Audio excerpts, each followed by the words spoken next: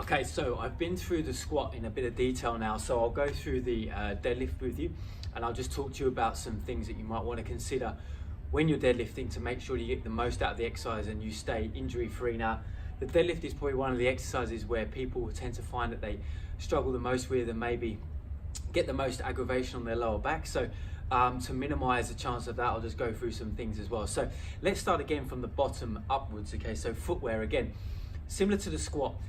Flat shoes is what we're about here, and thinner soles. You don't want to, again, don't want anything too thick and cushiony like a Nike Air Max or something like that. It's going to be way too cushiony. You want something, again, that you can get really good contact into the floor with, and you can really push into the floor with. So again, something with a very flat sole, or even barefoot if you prefer. The idea is that you really want to get really good contact with the foot into the floor. Okay, so that's a foot.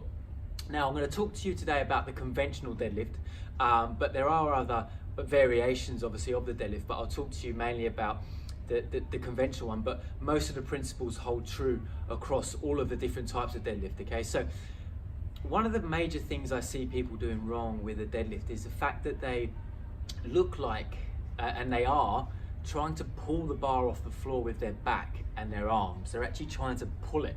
Okay, what really you're looking to try and do is you're trying to push the floor away from you whilst maintaining tension and through the torso, and you're just holding the bar. The arms should stay rigid the whole time and locked out. They're not doing anything. The arms are not doing anything. All the arms are doing is connecting the weight to your body. Okay, that's the only thing the arms are doing. Gripping the bar, holding the bar.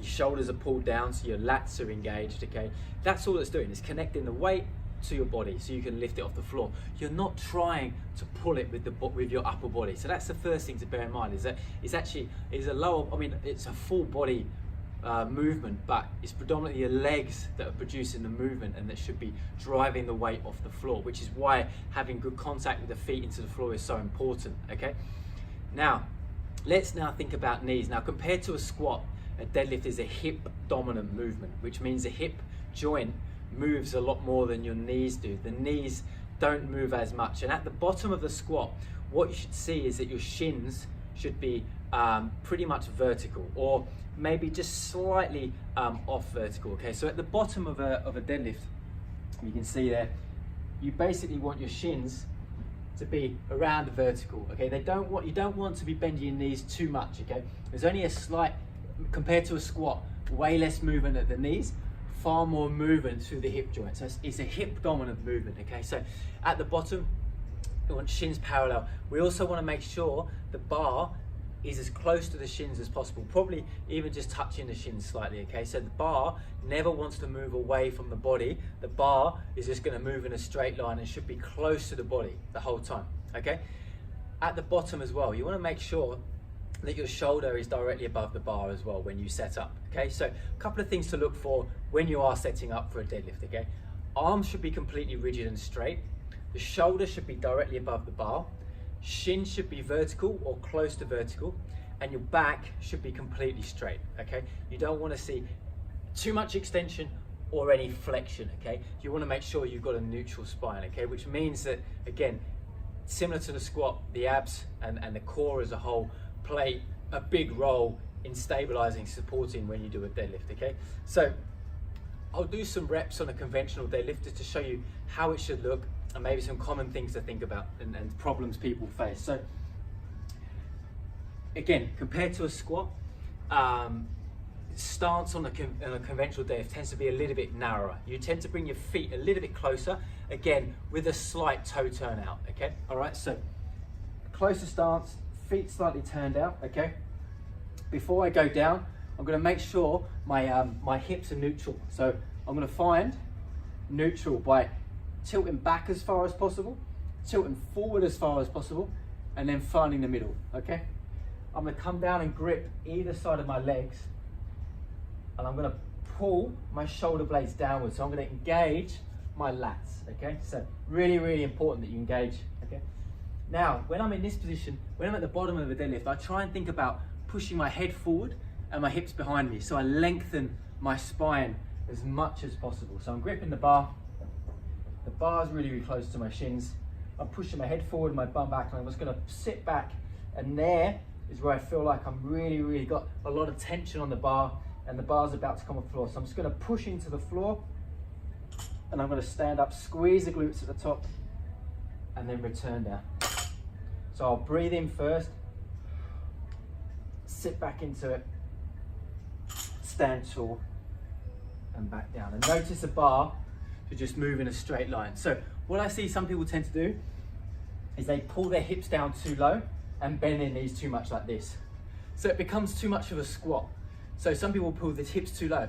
Some people as well keep their hips a bit too high, and it becomes almost like a Romanian deadlift or a stiff leg deadlift. So you need to find that middle ground, okay? Knees are bent, but not too much. So bars close to your shins, shins are practically vertical, arms straight here, okay? So you're loading up the glutes and the hamstrings. You should feel those muscles. At the bottom of a deadlift, you should feel tension through the glutes and the hamstrings before you lift, okay? So as you lift, another common thing I see is this thing about trying to pull with the arms. So I'll see this happening. People will get into position, they'll come down, and then they'll drop, bend their arms, and then try and pull like this. The whole time, you need to make sure these just stay locked out. So grip the bar, pull up on the bar, so you've got tension on the bar. But here, the arms just stay straight the whole time, and I'm gonna push with my legs. I'm pushing with my legs. So the first part of the movement is me pushing my feet into the floor and just straightening my legs, okay? So it's almost like a leg press into the floor.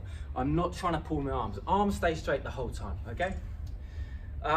Now, that's basically some of the common things. And then maybe the last thing that I see quite often at the top of a deadlift is a hyperextension. So people coming forward too much, and then again, pressure going into the lower back. So at the top of a deadlift, what you've got to really focus on is just standing up straight, okay? And making sure you squeeze the glutes to avoid you coming forward and into this position. All you want to try and focus on is finishing strong here, tall, torso, legs locked out, quads locked out, standing absolutely ramrod upright, okay? So that's what a deadlift should look like.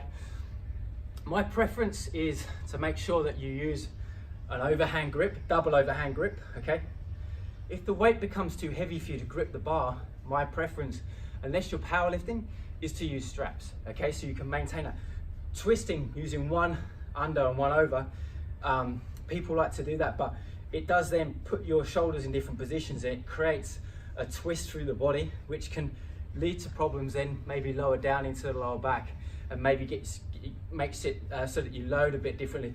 Also, you risk tearing the bicep on this on the side that's underhand. So preference is always a double overhand grip, and if you can't grip the bar, using chalk and using straps to make sure you can keep a grip on the bar and that you can actually let your legs do the work, okay? So make sure that you don't put yourself at any risk of injury. Always make sure that you can use the use straps if you need to, okay?